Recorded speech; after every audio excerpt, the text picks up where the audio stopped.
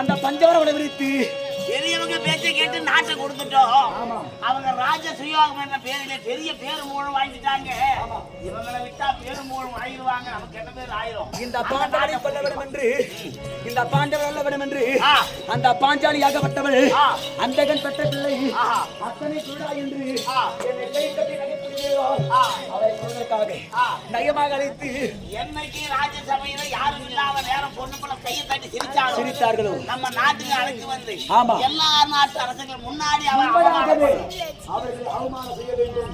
அவர்களை வெட்டத்தை கிடைக்க வேண்டும் என்று கொண்டு அந்த பாண்டவரை கொள்வதற்காகவே பஞ்சவர் விரித்து சூதனால் பகடையாடி நாடு நகர் உப்பச்சட்ட உறவோடு கொண்டு கொண்டு அரவணைத்து போர்வை கொண்டு 12 ஓர் வருடம் ஓராண்டு அஞ்ஞாதவாசம் குற்றம் செய்தவனுக்கு கொடு மண்டபத்தில் தண்டனை உண்டு.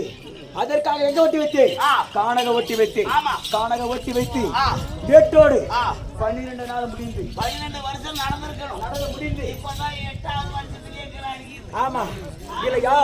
12 வருடம் முடிந்து ஓராண்டு அஞ்ஞாதவாசம் காலம் கிடைக்க வேண்டும். நாட்டிலே இவர்தான் பாண்டவர் என்று தெரியாமல் காலம் கிடைக்க வேண்டும் என்று கட்டளைத்து இல்லையா? 12 முடிந்து இல்லையா?